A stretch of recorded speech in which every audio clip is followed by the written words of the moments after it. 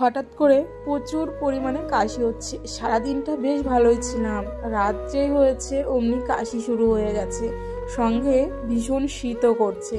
তাই দেখো আমার বর আমার পায়ে তেল মালিশ করে দিচ্ছে, যাতে কাশিটা আমার অনেকটা কমে আর আমি অনেকটা আরাম পাই। বিশ্বাস করো, এই যে রাতের কথাটা তোমাদের সঙ্গে আজকে শেয়ার করছি, এই ভিডিওটা, আমি সারা রাত একটু ঘুমোতে পারিনি, এতটা পরিমাণে কাশি হয়েছে। স্বামী স্ত্রীর মধ্যে এই জিনিসগুলো থাকা খুবই প্রয়োজন।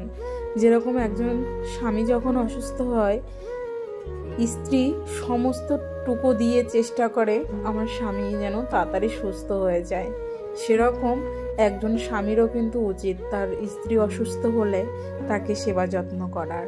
তোমাদের দাদাভাই আমার কিছু হলে অনেকটা টেনশনের মধ্যে চলে যায়, তারপরে ও প্রচুরভাবে আমাকে কেয়ার করে।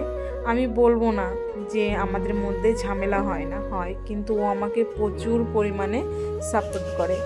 সঙ্গে তোমাদেরকে আরেকটা কথা না বললেই নয়, বউয়ের একটু হাতে হাতে কাজ করে দিলে বা বউয়ের শরীর খারাপ হলে একটু তার যত্ন নিলে, সে যদি বউয়ের ভেড়া হয়ে যায়, তাহলে আমি মনে করি সেই সব মানুষরা যারা বলে তারা মানুষের মধ্যে পড়ে না। কারণ কি, যেখানে আমরা থাকি আমরা দুজন ছাড়া আমাদের আর দেখার কেউ নেই, তাহলে দুজন দুজনাকে দেখবো না তো কে দেখবে বলো? যারা বলে না যে বউয়ের কাজ করে দেয় হাতে হাতে, তারা কাপুরুষ।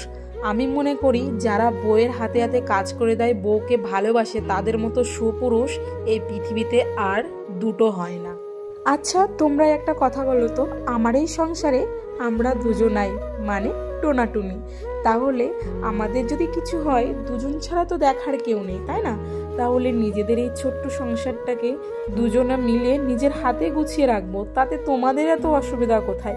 কিছু কিছু মানুষ আছে তাদের প্রচুর প্রবলেম হয় আমাদেরকে নিয়ে, আমি সেসব কথা কানেও দিই না। আমার হাজব্যান্ডও বলে ওইসব কথা কানে দেওয়ার কোনো দরকার নেই, এক কান্দে ঢোকাও এক